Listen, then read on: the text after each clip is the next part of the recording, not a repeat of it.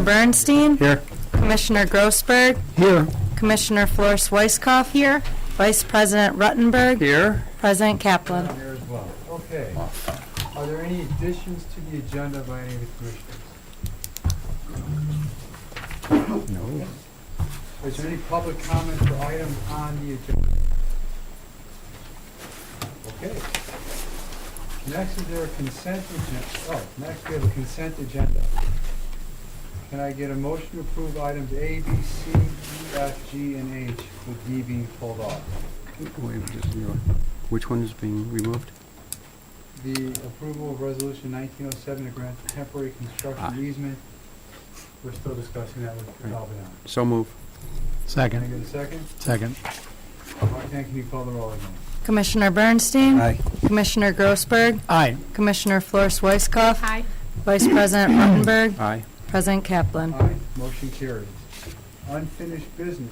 Ordinance 19-11 surplus property. Elliot Becker to present. Hi, everyone. Before you is ordinance 1911, which is the surplus property ordinance. By law, we are required to get approval from the board, from 3/5 of the board, to dispose of any real property. We actually have a fair amount of small items on our list this quarter. The list is in Appendix A, and what I'm looking for is approval of this ordinance or to answer any questions about the list. I think you said real property. Did I mishear you? No, that's correct. Real property meaning real estate? No. Personal property. Personal property. In our parlance, it's personal property. Okay. Yeah. It's real that it exists. Oh, well, then. It's tangible. It's real, tangible, and can be moved easily. Move for approval. Second. Can we take a roll call vote? We can do it again. Yes. Okay. Okay. Roll call vote. Commissioner Bernstein. Aye. Commissioner Grossberg. Aye. Commissioner Flores-Weisskopf. Aye. Vice President Ruttenberg. Aye. President Kaplan. Aye.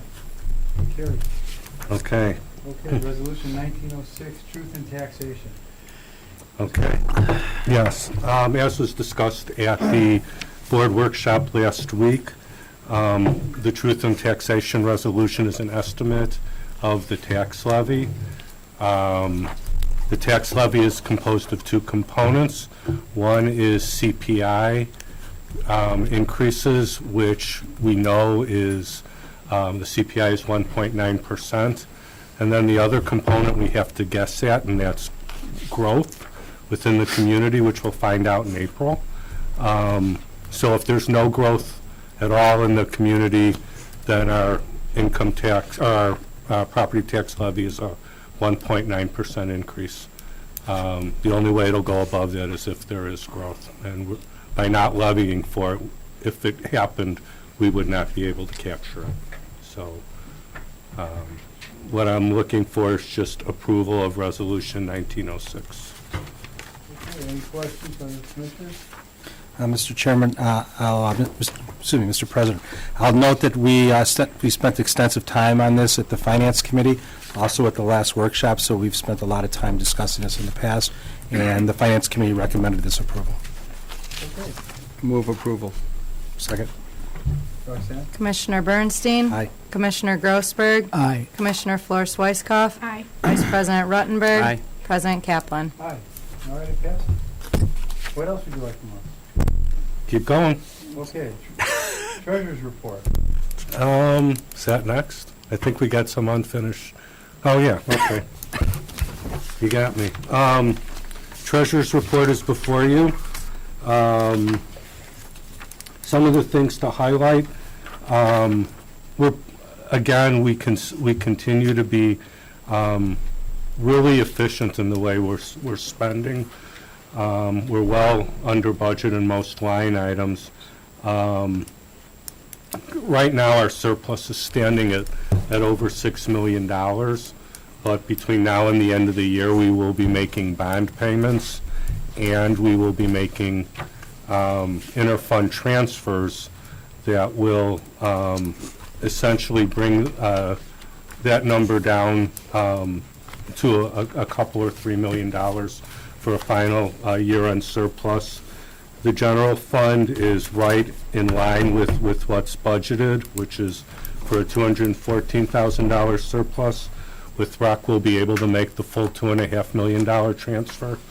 With special rec, you'll recall that we had to amend the budget for the payment to the NSSRA building. As a result, we're not going to be able to make the full $550,000 transfer that we had anticipated for special rec, but we're still going to be able to make about a $400,000 transfer. So I think really through October, the numbers are just really solid. And again, I'd be happy to answer any questions. Again, this is something that was discussed in your finance committee meeting, or is this No, this is just the monthly treasurer's just no? Okay. report. Okay. While you're sitting up there, new business, approval of PMA security dissemination agent agreement. Okay, so PMA is basically stands for Prudent Man Advisors, and what they, who they are essentially our finance advisors. And for those of you who have gone to finance committee meetings, they have spent a lot of time working with us on our funding models and our potential debt issuances and things of that nature. Every year we have to sign this dissemination agreement with them that basically says that we're going to provide the information that we need to provide in terms of our CAFR and things like that. And we're going to provide that information in a timely manner so that they can report it to this, so that they can take that information and report it to the Securities and Exchange Commission. You will note in the agreement that there is a fee for $2,000, but that is only if the scope of services is not met. If the scope of services, i.e. we provide them the CAFR and everything else that they ask for in a timely manner, the fee is zero. So we've been working with PMA since my first go-around here, and they've served us well as our financial advisor, and I would encourage you to support this agreement. Okay, and what are you asking us to do tonight? Approve this agreement. Roxanne? Wait, did anybody have any questions or comments? I'll just note that we've been working very well over the years with PMA.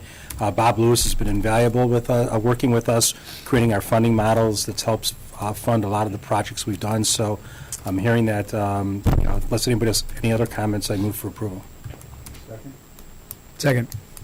Roxanne? Commissioner Bernstein? Aye. Commissioner Grossberg? Aye. Commissioner Flores Weisskopf? Aye. Vice President Ruttenberg? Aye. President Kaplan? Aye, motion carried. Okay, next, new business, excuse me, AYSO, Henry Coulter to speak. I'm excited about this. Huh? I'm excited about this. I I'm saw very, this on the agenda. very excited about it. Are you all familiar with AYSO in Highland Park? I think most of you. Okay. What we propose, and I have the backing of our board, is that we participate financially in redeveloping Olson Park. Now, what I propose is that we first pave the parking area, possibly adding a building for bathrooms, maybe a concession with storage. Okay? And given this wonderful fall season we had, all the improvements we've done to Olson Park were not enough. So what I propose to do is to put in a hybrid turf field covering most of Olson Park. Now, dimension-wise, Olson Park can hold 3 full-size fields easily. Soccer field. Well, Rectangular. rectangular fields. fields, Yeah. so they can be used. I don't propose that we line those fields, so we have flexibility and not having crisscross lines, but we can line those fields and we could add drainage. Now, I don't want the field stripped and then we start over. If you saw what they did at Northwood, they basically took all our great soil and it's now below grade even though it drops off for drainage. What I would like to do is start at the level we're at now and build up, and if anyone's familiar with hybrid turf fields, basically it's a artificial turf field that it's tufted, it's locked underneath, and it's also a grass field. Now, Is that like Lambeau? yes, that was in 2012. Yeah, Lambeau has that. Lambeau Lambeau had- Field has that. But not as exotic with the Yeah, I heard of glycol heating and everything. We're not going to put coils and heat the No, Okay. I don't want to do that. I don't want to do that. But what I'd like to do is what the school district did at Sherwood by putting in French drain systems. Add to the level, make the fields, maybe one huge field, or we could, put it in 3 parts, whatever makes sense for you and for us. And the idea being at the home because we had to move, you probably too had to move games all over the place, close fields this fall. It was a wonderful season. And I figure, but I want to start at the level it is. I don't want to put one of these concrete fields and put it down with artificial turf, with rubber infill. I think these hybrid fields, yes, they're a little bit different than the rubber, but if you've seen them when they're worn, the artificial turf holds up, we'll say in the goal mouth areas. You don't have the issue. And then they can be reseeded. You could add sand back to them. So it's a very healthy type of alternative and I think very desirable. When you, And- when you say healthy, Yes, are you talking about to the land, or are you talking about Both. to the participants? both. Highland Park, we are not allowed to put anything, we have the safest fields from all our neighbors. I mean, our fields, if a kid puts a face plant, the only thing he has to risk is goose poop. That's it. That's bad. Yeah, or raccoons, which is worse. But other than that, we have very, very safe fields. So with that in mind, I was looking at hybrid turf fields, which are grass and artificial turf. I don't think these fields, I believe they have the longevity, or just as the other ones, but they don't have the problems of replacing them that the other fields have. You're actually putting turf and grass, and if you've seen our drain covers, which are artificial turf that we put over the drains to protect, for safety, the grass actually grows into them and locks them in too. So you have the roots locking them in, you have the artificial turf, and it's mowed. The field's mowed. They look And- beautiful. And what about the pellets? There's no Those pellets. exist. It's not anything like that. That's There's a no different- pellets. different system. Yeah. Different system. Okay. No pellets. And AYSO is going to contribute Financially. to this project. Yes. I don't know how much. It depends on what the scope is that we do. I mean, you might just want to do a section of the park. But I also would like to, one more thing. I know we have a path around, so I would like to have the infrastructure for lights. Not necessarily we have to put the lights in, but we could put maybe lighting for the path. When we have night games and we have practices, people walk around the park at night, and because it's lit, and we're very idyllic. So what I suggest is that we have the infrastructure for those lights, but we don't have to go, So if we want them, we can, I know that takes more hearings, and everything like that. So. I mean, this is some of the things that we've been encouraging, these public-private partnerships, where that our users are helping contribute to the infrastructure that's put in place. I know we have a challenge, obviously, in Olson, because the school district 112 owns one half of that park. Yes. It's not completely owned by the park district, but it's something that I think that I'm encouraging the district to engage in a dialogue with AOSO. They've been an affiliate for many years. My kids all went through AOSO Yes. and excelled, so I'm very happy to hear that they're interested in this public-private partnership, and And I would suggest that you guys meet with our staff. If you want some board liaisons, I'll volunteer to help with that. And whatever you need to do, because I think this is a very exciting venture, and I encourage us to pursue it. But I was gonna suggest what I had asked Brian, if it's okay Yeah. for me to suggest, is the same thing. Yeah. Yeah. And someone from AYSO and someone from the staff, and Commissioner Bernstein get together, and look into it, determine the feasibility cost, and then come back to us, maybe the second meeting in December if we can get it done that quickly. Well, we'll come back. I mean, I don't think it's going to be done, overnight, but I think this is, we still have to deal with 112 and see, and there's other issues there that this is a little more complicated than that because, Good, then you are- Neighbors. You are the Yeah, you liaison. should be well, the liaison. You know, Yeah. we've kind of set up shop. Henry, you got Cal. I know, we set up shop at Olson, Yeah. okay? But it doesn't have to be Olson. If it makes more sense someplace else, that's we'll talk. That's So possible let's do too. this. Someone from the RSO, Commissioner Bernstein, and someone from Yep. Yeah. the Park District. You have my number, Henry, we can. Yeah, let's coordinate. I'll make myself available. Okay. Okay. In a small group, and then come back and report. Okay, Great. thank you. Excited. I appreciate you listening. Thanks for coming. I'll give you my card. Brian, Yes. could we get some information about this Thanks, Ken. Sure. combination of Appreciate it. Sure, no problem. artificial turf Right. and grass? I'm so we can interested in understand that, it a little too. bit more? Yeah. I said Lambeau Field has it, which is It interesting. sounds like a Do hair you want a weave field to trip me. to Lambeau Field? I'd love to do it. Pass. It's on my bucket list. I've never been there. But let's get some information so we can read a little bit about it. Okay, next, are you boys ready? Yeah. Okay. Sunset Valley Seasonal Report. Ryan, Cole, Sorry, I and missed the Rob meeting. present. Come on, Rob.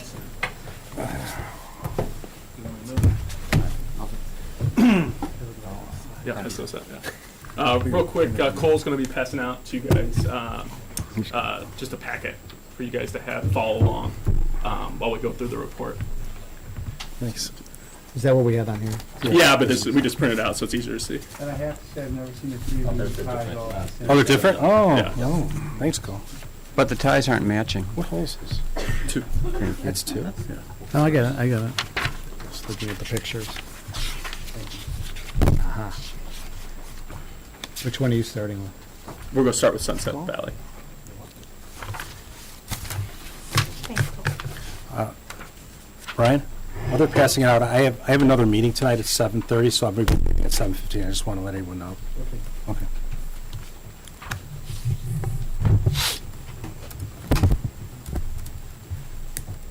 All right, first off, I just wanna, we just wanna thank, the board for having us tonight. We really appreciate that, to give you guys our, season-ending report.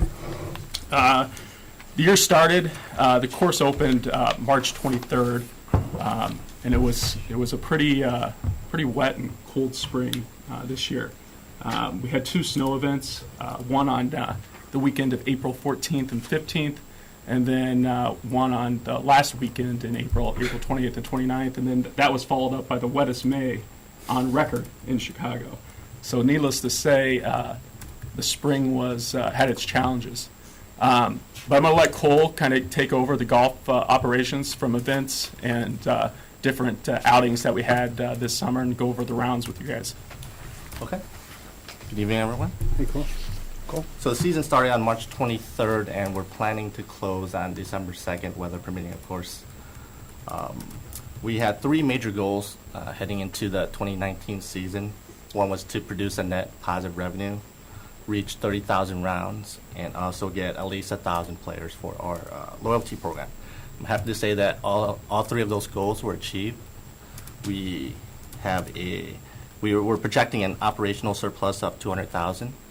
And as of October 31st, we are at 30,049 rounds. Is that a record? No, it's the most rounds we've had since 2012. But we've set records for June, July, and August. I think in August we did over 6,200 rounds, and that's the most since Late 2008. 1990s, yeah. Okay. Sorry. And also we got 2,186 players for our loyalty program.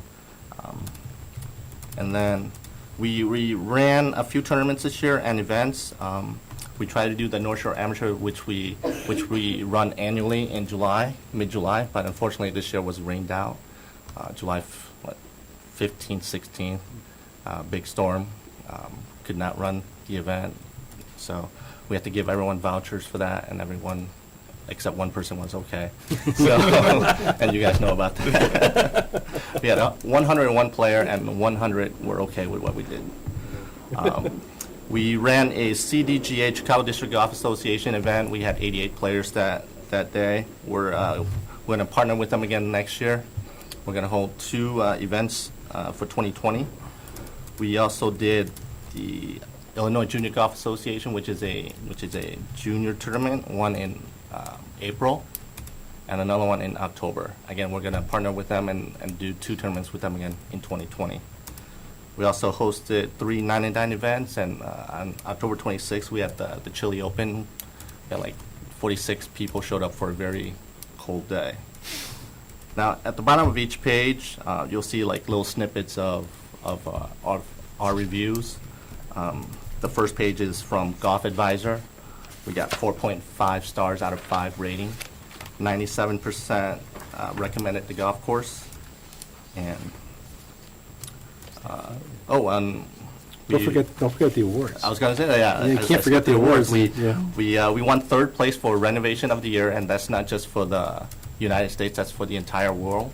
First place was a castle in Europe. Second place was a big a golf course in Texas. So we came in 3rd for Renovation of the Year. Also, American Society of Golf Course Architects for Design Excellence, and also the IPRA Outstanding Facility of the Year. Now, heading to the next page, as you can see, what we just said, we did 30,000 rounds and 49 for 2019, and that's the most since 2012. We did well with carts as well. A lot of people enjoyed the new electric carts with GPSs. And with better weather, you'd probably get more cart rentals too, because you couldn't even drive a cart Sure. sometimes. Definitely, yeah. And then just below that is our NPS score, is our Net Promoter Score. We achieve an 82, which is really, really good. And then Ryan's just gonna. I got just a quick update on golf maintenance operations, but first, if the board has any questions about golf operations, or we can keep going. Keep going. Keep going? This is great. All right. So I get the question a lot about, what do you do in the winter time? So this past winter, staff spent some time and we made tee markers in house this summer. We got a piece of 4x4 wood and then carved it to the right angle that we wanted. We got a branding iron, custom made, and then branded the new logo onto the tee markers and then stained it with this basically a stain that they use on boats, and then painted the collar for each set of tees at the base, so we can have a little custom iced tee markers on the golf course, and that pretty much took up most of our winter months with the staff to make all those for every single hole. Generally, the growing season for turf on the North Shore is between May and October. Maintenance staff starts at 5 a.m. During the week, Monday through Friday, and then 4:30 a.m. On the weekend, Saturday and Sunday, because our first tee time on the weekends at 5:30 a.m. at first light. Daily course setup includes mowing or rolling greens, changing cups, raking bunkers, tee service, mowing fairways, tees, approaches, filling divots, and repairing ball marks. If you play golf, we do have a lot of divots and a lot of ball marks at the golf course, which is a good thing, which is a very, very good thing. Staff top dress greens every 3 weeks. That creates a smooth playing surface to help improve ball roll. One thing I touched base with our golf advisory committee meeting last week, and our meeting was we'll probably up that to every 2 weeks, just because of the amount of play we're getting. That'll just help smooth out that playing surface a little bit better. And then heading into winter, we'll apply heavy top dressing on the greens. And that'll kind of help protect the crown of the plant through the winter months. We're not covering the greens, or? We do not cover the greens because we have all bent grass Okay. on the greens. If we had POA, then I would suggest covering them because it has a shallow root system. But since we have a bent grass, which is a very strong plant, you don't need to cover. Okay. Okay. So the next page, just a brief weather overview, just to kind of illustrate climate change, I believe, is real. And Thanks for that political announcement. it's just crazy the amount of rain that we get in Highland Park. And the bottom picture just shows the amount of rain when we do flood. The creek gets out, and it happened probably 5 or 6 times this year. And this is Sunset is kind of right down here, and then Bobolink, the other golf course, is right here. And it really doesn't matter how much drainage you put in. Once the creek gets out, it gets out, and it's just something that you have to manage. And the turf that we put in can handle being underwater for 2 or 3 days, and then once it's off, it recovers. And that was kind of the goal of the project, to get it off as quick as possible once the creek gets down, and we accomplished that. We have it draining into Bobolink now, right? Yeah. They used to be the other way around. That's a joke, by the way, we're on TV. Reverse engineering. It's a joke. And then, so current financials is the next page. Right now, through the end of October, we have a total revenue of $1.354,844.79, and our expenses are a little over $1 million. So we have a operation surplus right now at the end of October of $337,181.11. That'll kind of work its way down to more than 200 because we really won't capture any revenue through the months of November and December with the weather how it is. So we're projecting an operational surplus of just over 200,000. And then I'll let Cole kind of highlight some of the goals that we have for 2020 season, which is our 100th year anniversary. Before we go for into Sunset. 2020, as long as we're on camera tonight, is 1390 open? It is open right now through the end of November from 10 to 2 for lunch, 10 a.m. to 2 p.m. for lunch. And are we If the golf promoting course that? is closed, yeah. Yeah, Are we promoting that anywhere? It's on the website. yeah, Sure. Okay, Yeah. And we're also promoting private events too. okay, good. yeah. Thank you, sorry. Okay, so we think we did very well this year, but our goal for 2020 is to always do better. We think we can increase our loyalty program, specifically the Sapphire Club, by 10%. We would try to efficiently manage and maintain operating expenses, try to get that 3% below budget, increase our dollar per round by 10%. I think this year was $33 per round, and we're going to try to improve that by 10%. Maintain our outstanding Net Promoter Score. Keep an eye on that closely, see how we're doing. Generate 5% more revenue from this year, and then start construction on the youth development and short game area for next season. Can I ask you about that $33? You're talking about above and beyond green fees, or that's what it costs? That's what each person paid with food and, Just green fees. Just green fees. Just green fees. Just green fees. oh, just green fees? Just green So fees. it's not capturing what they would use after that, or No, it was just using the cart, or? it was just average dollar per round, whether it was a 9-hole round, 18-hole round, resident, non-resident, prime time, non-prime time, just that average dollar. So you're per going to round. drill down on the data of that? We're just see drilling where down on the people- data because that'll kind of help us manage our budget. That's how we budgeted for 2020. So we can really dial into exactly what we're getting dollar per round. That's how we can manage that better. Rather than just guessing kind of how many residents you'll get at this rate, how many non-residents you'll get, you can just manage that better just of your just dollar per round of what you're actually getting. Liz, are you part of this too, in terms of marketing, like creating a profile of our golfer, or the different types of people that are using, and the different ways they're using it? Actually was part of the initial branding, and we'll keep tweaking it as we move forward, but that was the initial exercise before the golf course opened. Right. We keep looking at that. And do we have that demographic kind of information or other kind of information? Like we know the average age of the person that's coming in, and the length they stay here, and their for better use of your recidivism, like Yeah, are they coming sure. back, and things like that. We have all of that. We can pull that off our Easy Links database anytime. I just think that would help educate you as to what your next steps are. No, that's a great idea. And Yeah. market to either bring up the people that are kind of dragging, or to pull up more people, Sure. you know. That's a great idea. Have you decided anything about rates for next year yet? Yeah, so we touched base with this with the Golf Advisory Committee last week, and we're going to raise our resident, non-resident, and cart fees $1. And they were fine with that? They're fine with that.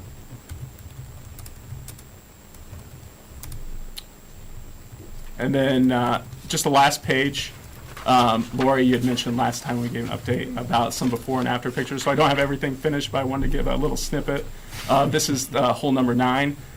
The top picture is before the renovation, and then the bottom picture is after.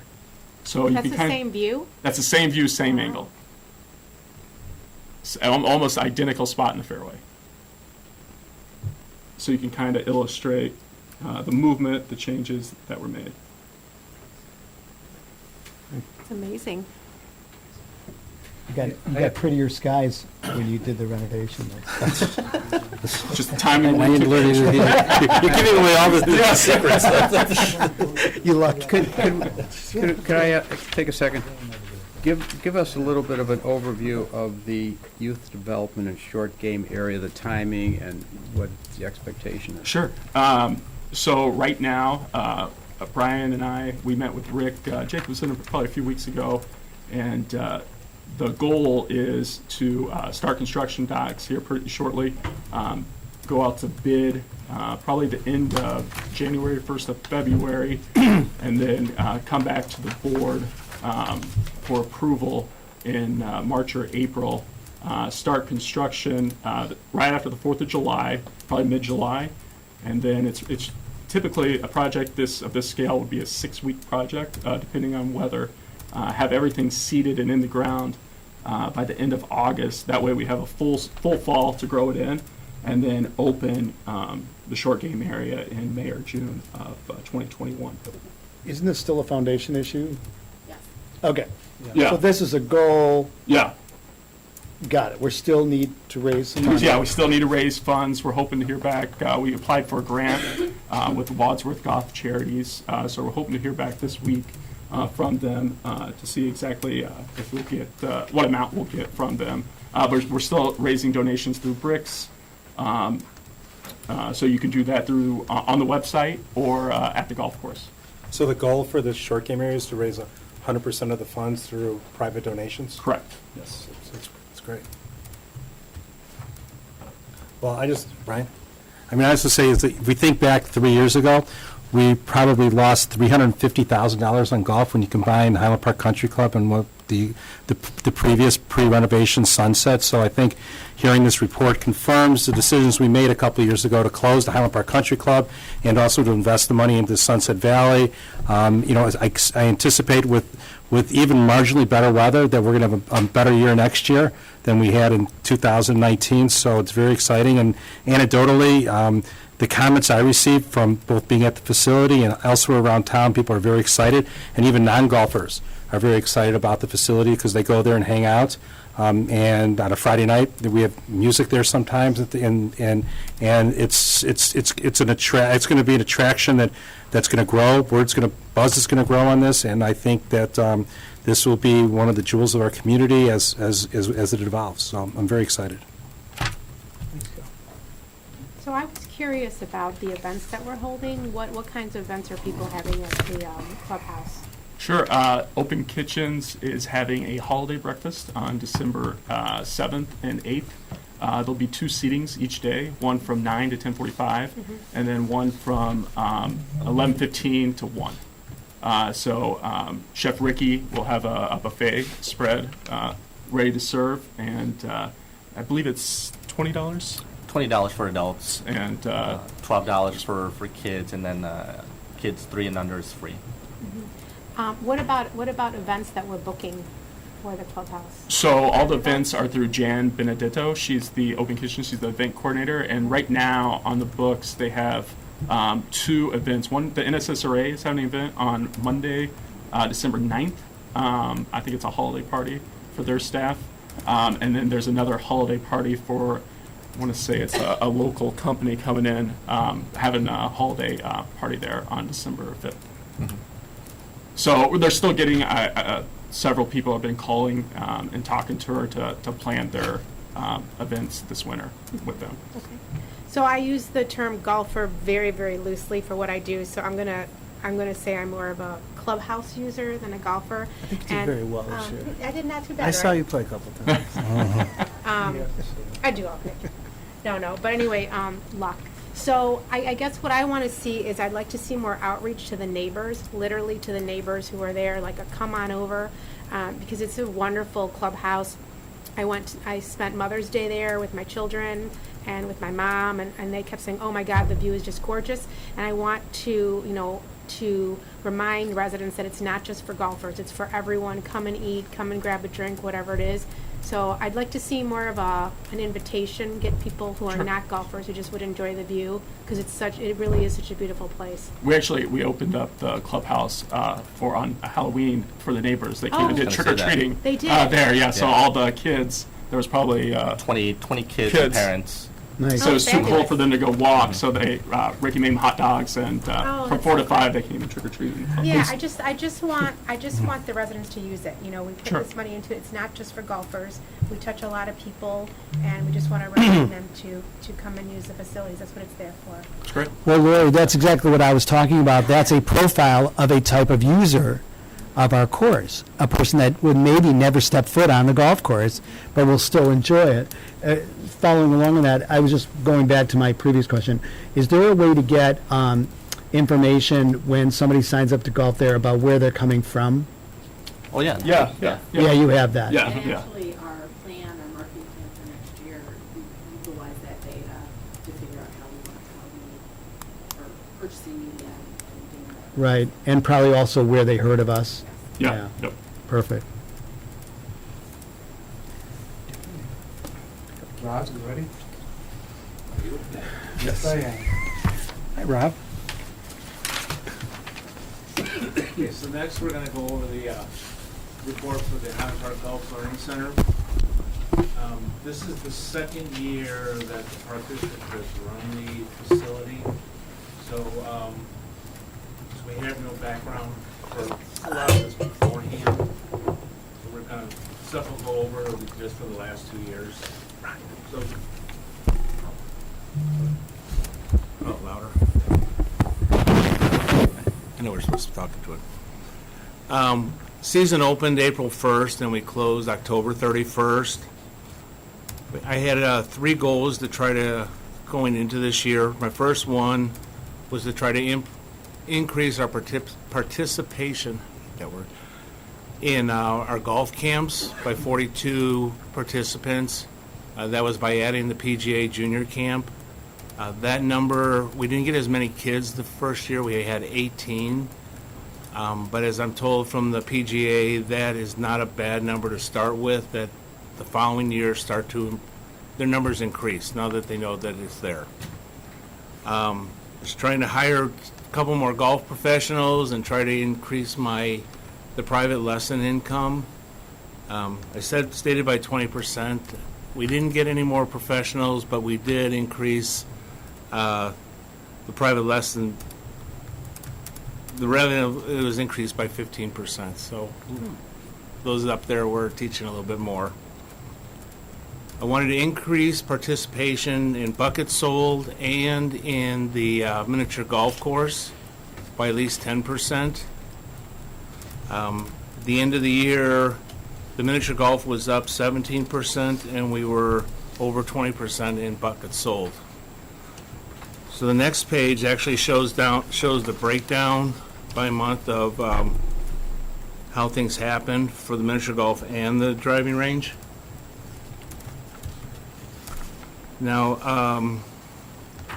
one of the areas that was key to, I feel, the learning center's is the maintenance that has happened.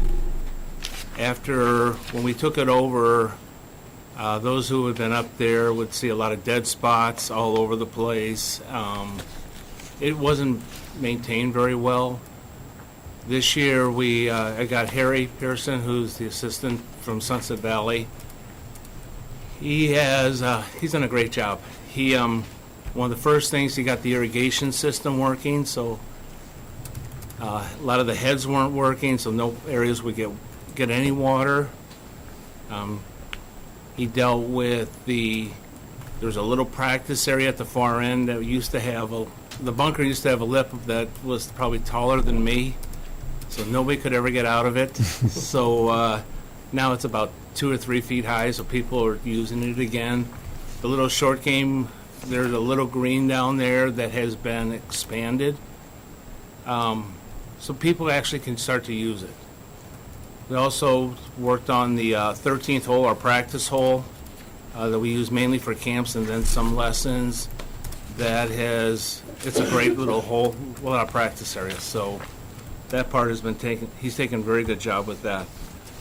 As you can see in the picture, that it looks all like white sand. Before, it used to be like a gray gravel with weeds coming through it. Harry put in a new type of gravel, and it actually makes the greens look nice. So it's like better targets. Okay, now for the weather overview, I know how much Sunset hated it, but the Learning Center liked it. Because golf courses were closed, people still wanted to hit golf balls. We were only on mats a total of 4 days. I mean, there were a few days that we were closed completely. Obviously, the snows we had in the beginning and the end, and some all-day rain. But we only had 4 days that we were mats only. So the grass area stayed open, which really people want to hit off grass more than they want to hit off mats. So that was really a good thing. And again, that goes to Harry. He was able to keep the grass growing back faster, and people really enjoyed it. Next time you have to bring Harry. Pardon me? I don't think I've ever met Harry. Oh, Hunter, His flight was canceled yesterday. He's out of town. His Oh, flight got yeah. canceled. I'd like to meet Harry. I hate one. So the current for our financials, beginning of the year we had budgeted to lose about $30,000, and as we go through everything, at the end of October we were actually showing a surplus of a little over $4,000. Now, obviously, that will go down. There's still some bills that have yet to get paid, and then also, even though we don't know how this is totally going to work out, since we have taken over the dome, so we'll have more salaries throughout the rest of the year. We will get some income, but we're not totally sure on how much yet, so that's going to fluctuate. Then so for our goals for 2020, I'm trying to find ways to double the size of our golf academy. Another way, so again, bring in more revenue there. I still want to see another increase in participation for the miniature golf and the range. I'm going to reach out to all, my goal is to reach out to all the grade and middle schools in the area to see if I can get fundraisers from them. That way, twofold, they get money, and we will make some money that also give us recognition to a lot of people that still don't know we're there. Still trying to find 5 golf professionals that we're going to call for renters for next year. So we will allow them to teach at the facility. They'll pay us a fee, and they'll still have to pay for range balls, but it'll give them a spot to teach and, again, bring recognition to the Learning Center. And we were trying to create a pro forma for artificial turf for the range. We've already done our homework on that one, and that will be a cost prohibitive. Any questions? I have a question. Is there any correlation between the driving range users and people playing golf at our golf course? Do we see that they go to play, they shoot There are some. over, or A lot of times when if I'm behind the desk or I'm around, I do ask, where are you going to go play today? A lot of them do say, yeah, practice rounds, they're warming up for sunset. And I mean, other ones, they'll say they're on their way to somewhere. But quite a few, and I know them from working at Sunset, they go over there to hit balls and then go play. okay, good. And so obviously we're doing the best we can to promote this synergism. Yeah, we've done cross promotion. Yeah, I think when they sign up for tea time, they get a 50% discount. Yeah, you get an email confirmation, and then in that email states that if you go to the Highland Park Golf Learning Center, you get 50% off your bucket. Great, good. Thanks. Great, thank you, Good job. Mr. Great, very you. exciting. Good news. Ryan, don't forget. Okay, next, Parks Foundation update. This will be short. Right, unless Liz has something to add, we have not had a meeting between the two because our last meeting was on this exact, our last board meeting time, so I was unable to attend that because I was here. But Liz, I don't know if you've gotten any updates We don't, our next meeting is next Tuesday. next Tuesday. Update after that. Director's report. Yes, we have some very exciting events coming up. This December is our annual Polar Express Storytime Train. This is on Saturday, December 7th and 14th. We have 2 train rides each day, one at 9 a.m. and one at 3 p.m. The Metro Rail takes us to the North Pole. And Mr. Claus and Mrs. Claus and the elves and our very own conductor reading the Polar Express will all be aboard, and everyone will be singing holiday songs and eating cookies and having a good time. So, as it is every year, at this time it is sold out. You can sign up for a wait list in case something happens, but as the golf team mentioned earlier, we also have a complimentary event, which is the Santa's Workshop at Sunset Valley, and that was also added this year as a way to help accommodate some of those families that maybe didn't get into the Polar Express this year. So that'll be a fun opportunity. Also see Santa's Workshop and have some hot chocolate and some sweets and have a good time. So Hey, Brian, yes. The people that were waitlisted, did we let them know about Santa's Workshop? Yeah. So is it happening the same day and time? Or? No, it's actually yeah, it's a weekend after. Yeah. So at the Recreation Center, we have a new event. It is the Twisted Turkey Triathlon. It's on Sunday, November 24th, so actually that's coming up right around Thanksgiving, 7 a.m. to 8:30 a.m. for those ages 16 and above. And there's a 10-minute swim, a 20-minute run, and a 40-minute video cycle ride. That's $35 for members and $40 for non-members. So good way to exercise after eating turkey. And at Centennial Ice Arena, we have the North Shore Skating Competition, which is Sunday, December 8th from 9 a.m. to 5 p.m. We have a great turnout this year. There are 175 individual skaters and 10 teams for a total of about 250 skaters that will be coming out to Centennial Ice Arena. Last year, I think there was about 200, and this is an all-day skating competition, and the public can come out to watch. So that's what we have going on up in the next month. And also, program registration. Tomorrow starts winter registration, and then camp registration, believe it or not, starts on Wednesday, December 4th. Okay, thank you. Any Thank questions you. for Brian? Okay, next is any board comments? Okay, next is time to open to the public to address the board. And I see we have a full house, and so I want to remind everybody, for those who don't know, that at the last meeting, I think it was, we adopted a new policy following the city's policy. And I'm just going to remind commissioners and the public what that policy is.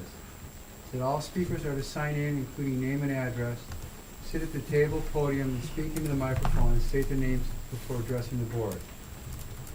Each person or representative is limited to speak one time only, unless the board president or presiding officer determines that allowing a speaker to address the board more than once will contribute new information germane to an issue on the agenda for that meeting. All comments from the public will be limited to 3 minutes per person. The president or presiding officer reserves the right to suspend or limit the length of time public comment may occur without prior notice. No debate or cross-examination of speakers is permitted. Excuse me. Comments should be directed to the Park Board of Commissioners only.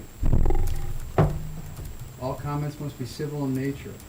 Any person who engages in threatening, slanderous, or disorderly behavior when addressing the board may result in loss of speaking privilege and possible removal from the meeting.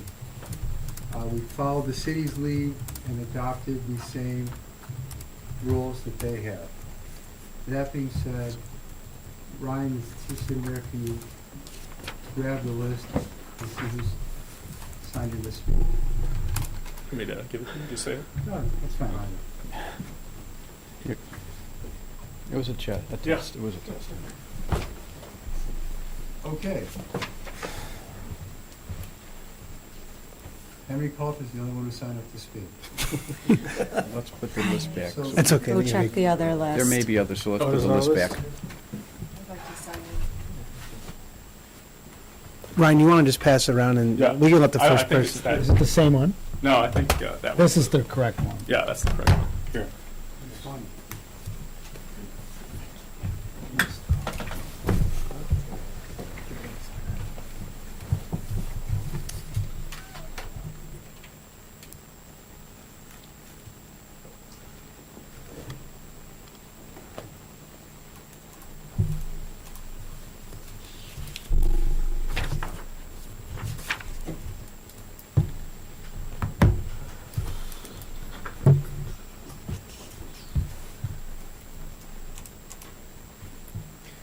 Guys, great sunset report. That's great. Good. Sorry I missed the meeting last week. It went good. Okay. How long did it last? So do they. Hour and a half. All right. I'll give feedback. Is Coach not They can loan it to you.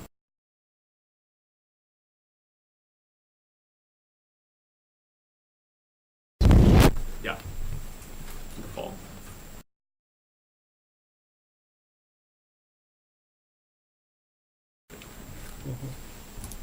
I have a golf question while we're Thank you. How old are the kids who do the junior tournaments?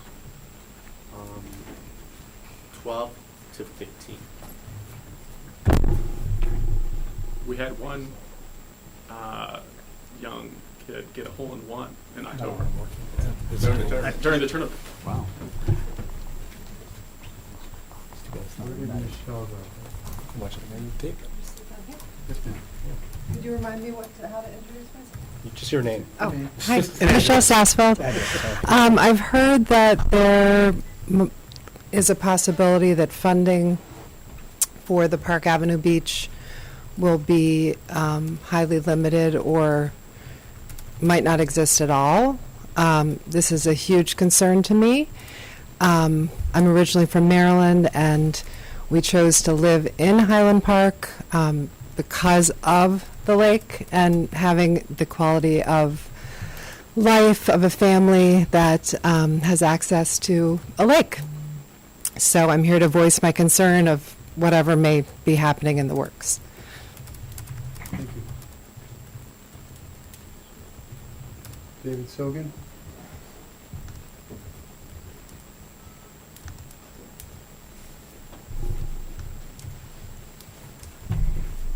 David Sogan, I've longtime Highland Park resident. It's always interesting to come here when the golf folks present. There's a very nice presentation. of when the Park District puts a tremendous amount of effort into a facility and what the result can be. At Park Avenue Beach, even in spite of the fact that very little has been put into it as far as capital improvements, in fact, I would love to see a before and after picture of the present decay at the ramp with something more appropriate for the community. And what's interesting is that revenue at Park Avenue Beach is up from what it was previous year. It's up to 112,000, expenses about 100,000.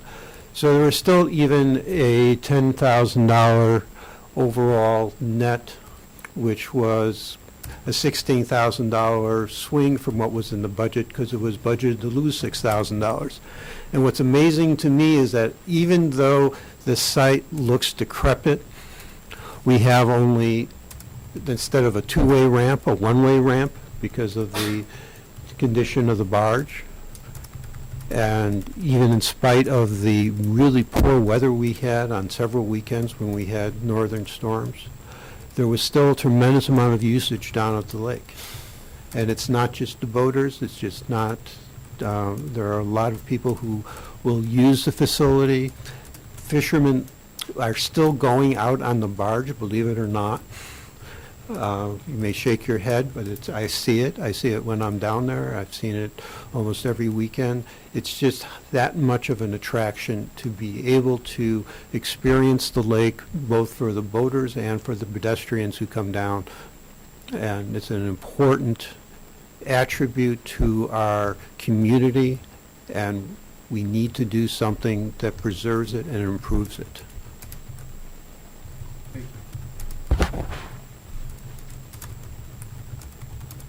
Is there anyone else who would like to speak tonight?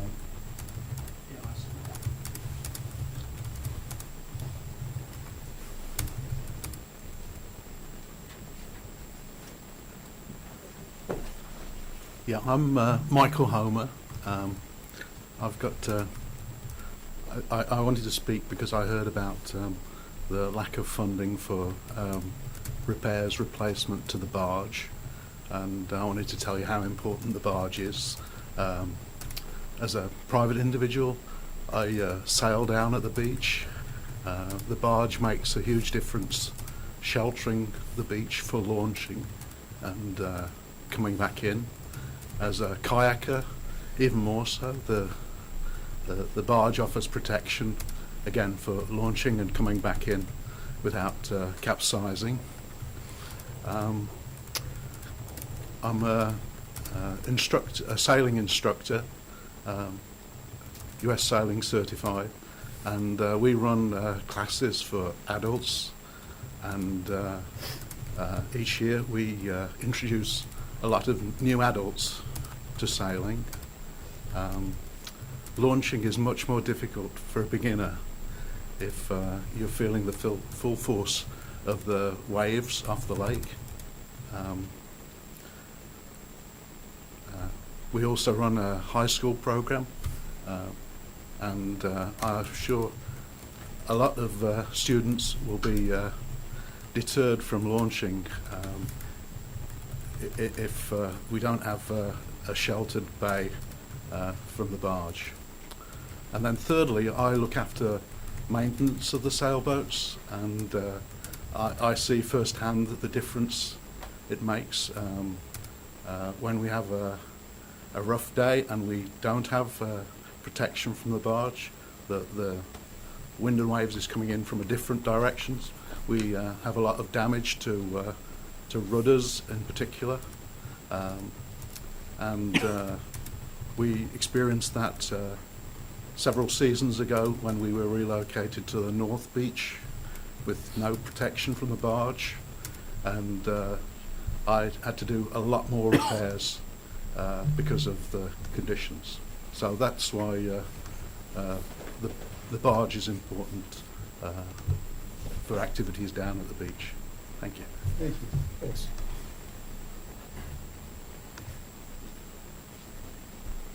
Frances Jane Peshek, 146 Towers Keep, boater at Park Avenue Beach for a long time. I moved here 16 years ago before I had children because I wanted to use the lake and enjoy the facilities at Park Avenue Beach.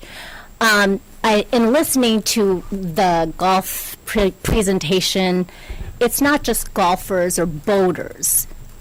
We can't specify the exact users because the community also uses it.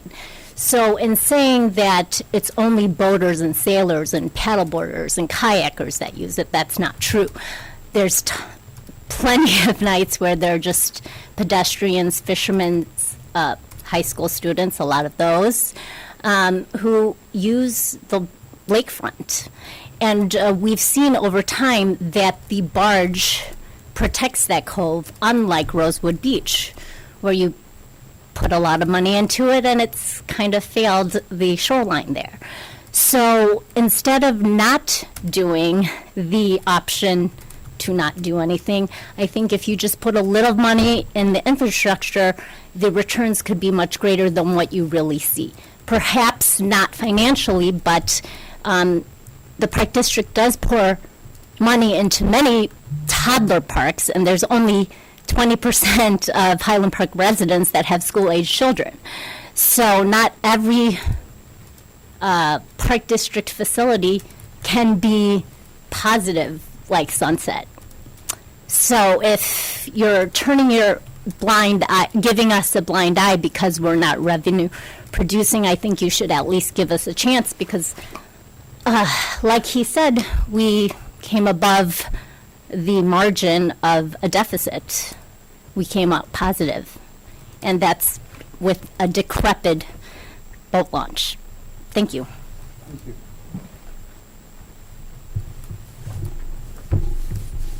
Anybody else?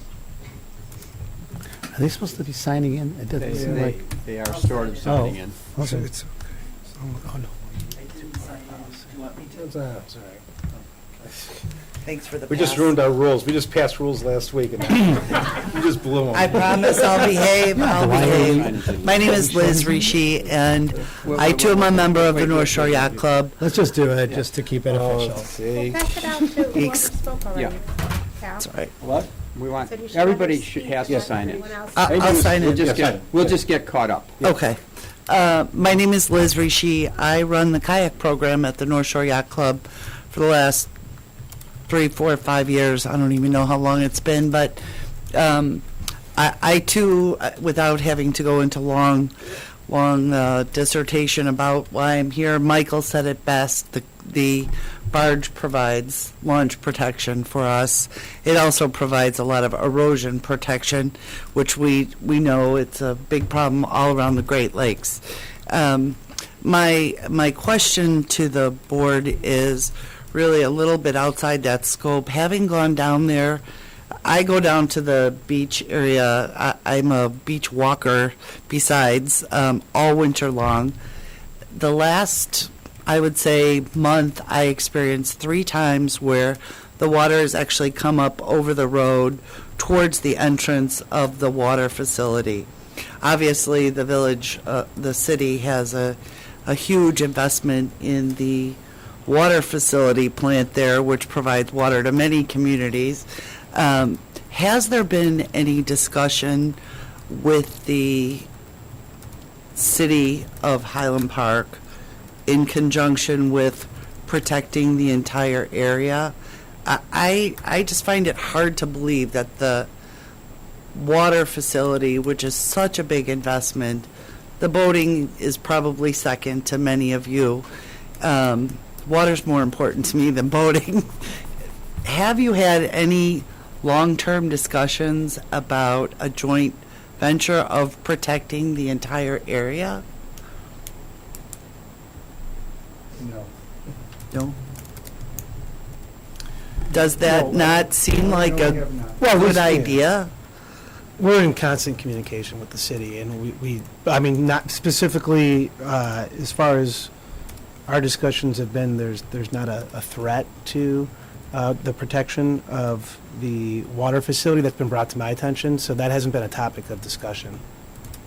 Well, the erosion that's taken place in the past 12 months is many, many feet, and the water is up to the entrance door of the water plant facilities where the employees park. There's not a lot of space there. Yeah. I think you know where I'm talking about. And the door that the employees go into. If it's there today, where is it going to be in 6 months? You know, the erosion has been so quick.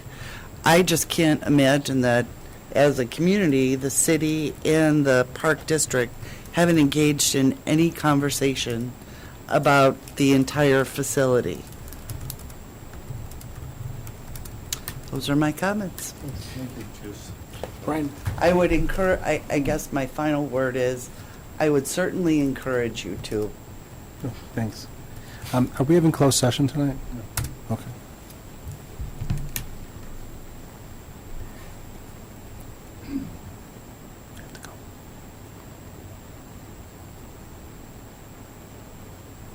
Anybody else?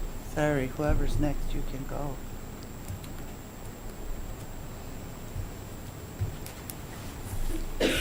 Thank you. Thanks. Thanks, Liz. See?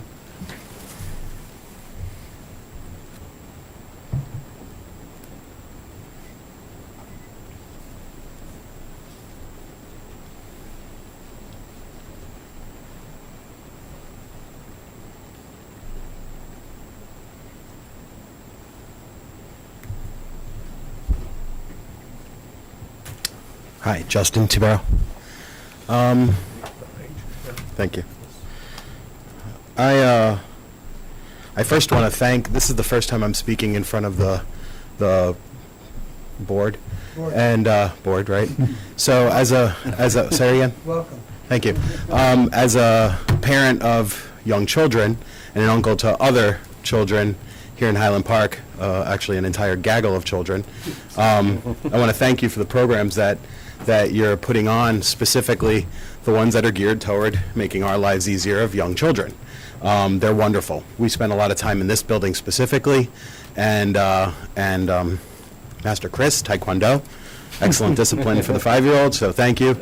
I appreciate that. With respect to other programs that the board has seen fit to fund and determine the ROI on, it's exciting to see that there's growth within the community, because in the time that I've spent in Highland Park, moving from the Big Island of Hawaii to the city of Chicago for work, yeah, a lot of people have that same reaction, and then experiencing the beach community that, as it was advertised to me by our realtor, these people are passionate about the beach. Look at this amazing beach, look at all these sailboats, and we were sold. And that's how it occurred. And we are extremely, extremely happy in Highland Park. We love living here, even though it's no longer Kona. It is our home, and the schools. I'll switch with you, go to your... Right. Go to Kona. Yeah. Sometimes, yesterday when I looked out the window, I kind of felt that way. So we are very happy here. The schools are far better. The programs are better. The lifestyle is just better. And for the local part of, the island of Hawaii. With respect to the issue that has been brought up with a number of people for Park Avenue Beach, that was actually the first stop that our realtor showed us, was Park Avenue Beach. We were, stopped by a young man in police uniform and asking us if we had a permit. Well, they're considering moving here. He allowed us to pass through, and when we made that corner to the south end of the beach, we were just blown away at how beautiful it was, and experiencing the community and seeing the diversity that had occurred, that was occurring down there, from senior citizens who were just meandering through the area that at the time the barge was open, a few fishermen, a lot of sailors, a Hawaiian outrigger canoe club, which is a renter actually of the park district, and And I was blown away because I myself was on a Hawaiian Outrigger canoe, in a Hawaiian Outrigger canoe club in Kona, and so I made a commitment that if in fact I end up moving to Highland Park, I'm going to figure out who these people are and promptly join them, which I did. And fortunately, I was introduced to the North Shore Yacht Club and was introduced to a multitude of really incredible individuals who are passionate not just about the water, not just about sailing, not just about powerboating, but more so the community itself and the people that inhabit that particular space. It is a very tight-knit community, not the yacht club, but specifically that particular area. And it's reflective of that on your average spring, summer, or even early fall day if you spend any amount of time down there, which, considering my background, I spend a fair amount of time down there. I will say this, I think that the discussions with respect to the solutions for, as we define it as the peninsula barge, the barge, there have been options that I've been told have been presented, and I'm encouraged by that. I think that given the fact that when I moved to Highland Park, moved my family to Highland Park, to my brother to Highland Park, his family to Highland Park, and a few other family members, we were presented this community that has lived up to its standard. When we found out that this project that had taken place at Rosewood Beach, which frankly, I was already sold when we saw Park Avenue Beach, so we were like, we're moving here. And then we saw Rosewood, we were like, wow, this is amazing. It was just so beautiful. Although I'm curious why the sand stains everything orange. I still can't figure that out. But yeah, my kids come home literally orange. So nevertheless, it's a beautiful place. It really is a beautiful beach, and we have a lot of fun there, and at Park Avenue Beach as well. I owe a lot to the instructors at the North Shore Yacht Club, specifically the stand-up paddleboard instructors who are taking their time to teach young children, teenagers, even adults, yoga classes and such on the off days, quiet paddles on nice calm days. Really, it's serene and somewhat blissful. And if you go to the Park District website, or rather Facebook page, or the Messenger page, I think you'll see a couple of pictures that I've actually just sent you guys. That are just beautiful morning down at Park Avenue Beach. I would encourage the board to really consider the cohesiveness of the community in that specific area. It's rare these days. And as someone in my own, with the sphere of my generation, being between the age of, say, 30 and 40, I am discouraged by the lack of cohesion. And this is one place where there is intergenerational cohesion every single day that the weather allows. And it's wonderful. And so I'd encourage you to visit during those days and ask you to experience it. And I want to thank the board for supporting our ability to be able to enjoy the water that we have, not just the water at Rosewood, but also at Park Avenue Beach. So that's all I have. Thank you. Thank you. Brian, I have to go, so if there's any more speakers, just let me know and I'll watch the tape. Okay. Let the record reflect. You know, I got you. Okay. We are not going into. Wait, More this speakers. gentleman going to speak. We're waiting to see if you're going to speak or not. Nope. He is not going to speak. I personally, I'll sign in, but I just want to say that I'm here and because I feel exactly the same way as the previous speakers about supporting, maintaining the barge and the Park Avenue Beach, Park Avenue boating facility. So I just wanted it on record that that's why I'm here, actually. And I'm not sure if there's other people that don't want to really speak, but want to say, I'm here to support. Are you getting up to speak? Oh, okay. Can I have your name, please? Laura Santucci, sorry. Laura Santucci, and I've been a resident of Highland Park since '96. I've been a member of the yacht club for at least 5 years. And, I mean, the last speaker, I couldn't have said it better about just the sense of the community, and it's more than just a boating facility. Thank you.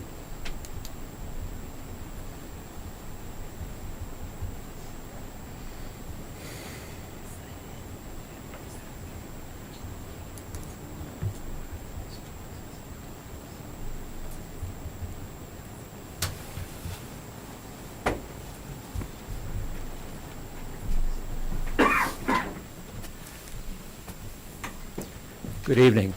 Good evening. I'm Michael West. I live at 1342 Ferndale in Highland Park. I moved there at the beginning of, end of 1976. So I was a member of the North Shore Yacht Club and using the facilities before the barge went in. And I've seen the change that it made. And I want to bring up just one point. I join in what everyone else has said, but there's one point that I think hasn't been mentioned that needs to be kept in mind, and that is lives. Launching rescue boats from the ramp. The fire department came down one weekend and announced that they couldn't launch because there was too much wave action in the dock. That's because the barge is damaged. We come down during the week and we see not only the Highland Park Fire Department training there, but fire and marine units from all over northern Illinois coming in, Mavis. As I say, I join in what everybody has said about the pleasure of it and so forth. Keep in mind also, people die without that ramp. Thank you.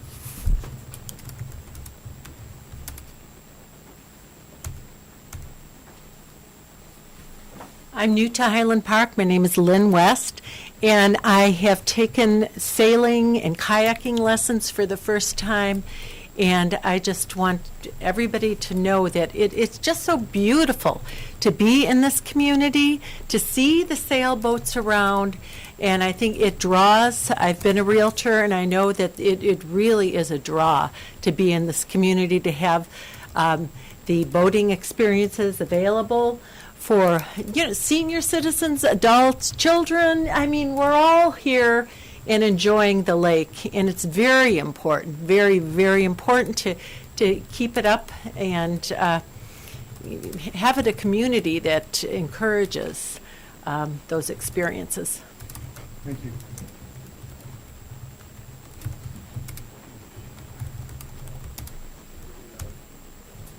Yeah, my name is Steve Pike, and I've lived in Highland Park for 37 years.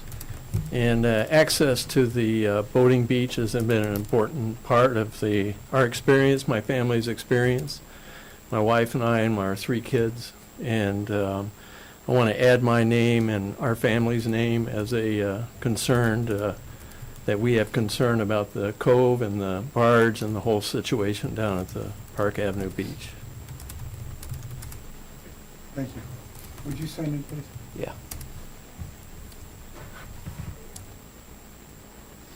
Do we need a second sheet?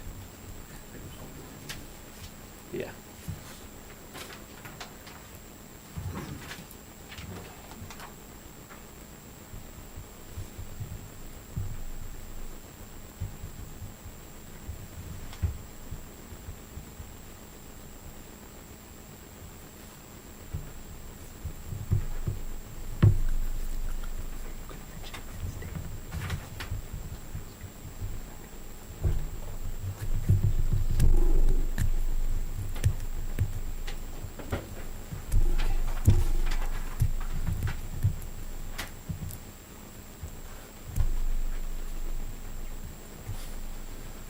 Hi, good evening. I'm Ronaldo Borger. I'm here on a different topic. No, I'm not. I'm on the same topic. Sign in. I did sign in. He signed in early. I did sign in early. I've lived in Highland Park for 19 years. I've been part of the North Shore Yacht Club for 11 years. Learned to sail with good Barney Ruttenberg, who saved me a couple times when I needed, when I was Might have been a mistake. Yes, might have been a mistake. No, it wasn't. A few things I want to talk about the North Yacht Club and what we have at Park Avenue Beach. First, I think it's a really resilient community. I think you'll know the club and the place has been there for decades. We survived, from what I remember, the '09 financial crisis. Our membership went down significantly. We rebuilt. Then we had the threat of almost shutting down Park Avenue Beach because of the water plant. I think those of you who are board members at the time will remember how active the community was in working out a solution with the city and the park district. We moved to the North Beach. Membership went down again. We came back, rebuilt. I started to run our sailing racing program every Sunday. We came from maybe a handful of people trying to race every Sunday to now we have every year over 30 people who race. Probably on every good weather weekend you'll see a dozen to 20 people racing out there. It's over, I don't have the numbers, but one of the data points I've heard is when the park district counts usage, if you just look at power boaters and the launch ramp, you get a certain number. We have over 100 families that are part of the North Shore Yacht Club consistently. 175. Thank you for the right number. And I think you can see from all the comments, it's really sort of an ecosystem where you have the club, power boaters, kayakers, pedestrians, fishermen, and curiously, really, that specific piece of infrastructure, the barge, plays a major role in everything that happens over there, whether it's boats launching through the ramp or protecting other sailors and kayakers and others, and erosion and so on. Mike West was right when he talked about saving lives. It's probably once or twice a year that we have the North Shore Yacht Club saving lives on Lake Michigan, rescuing people who don't know what they're doing out there, and our boats going out there and saving folks. And lastly, I do believe, for all the great things that we have in Highland Park that the Park District funds and supports, I believe Highland Park won't be the same without a good use of that facility. So thank you. Hopefully the board can continue to support funding Park Avenue Beach. Thank you.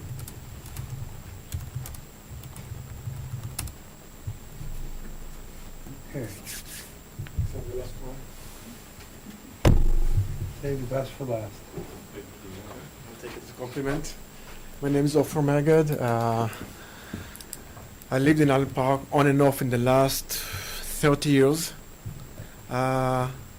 Short-term live in other places. Hey, Cole, how are you? I took advantage of the golf course. I used to play 5 days a week. I'm responsible for the records, I think, my group. Every morning for 6 months. Yeah. Then I switched to the lake. Fun part first. So we do have a special stand-up paddleboarding. It's the fastest growing sport in the world right now. And we have so many people joining. It's definitely a quality lifestyle to know that in Highland Park we have a great access to it. We also have now surfing in Lake Michigan in this region, which is amazing. Today we were surfing in Evanston. We have suits, and it's amazing how many people coming to see us. Very interesting. Funding. I know that water plants are also Homeland. I wonder if there's a way to contact Homeland, see if they will cover. We're talking about saving lives and we're talking about Homeland Security, which they have to maintain this barge. So maybe it's not only a park district or city expense. Maybe you can get some federal money for it. So, thank you very much. Thank you.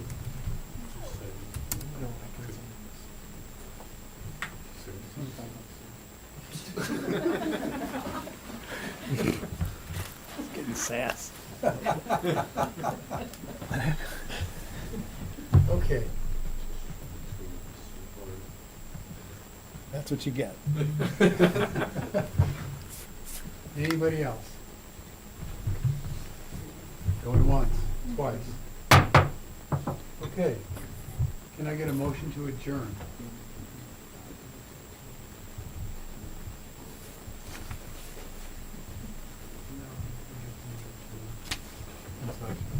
Okay. Can I get a motion Motion to adjourn, please. So moved. Motion to adjourn. Can I get a second? Second. The third. Okay. Show that the meeting adjourned at 7:27 Seven. PM. Thank you, everybody. Thank you all. Thank you for your comments.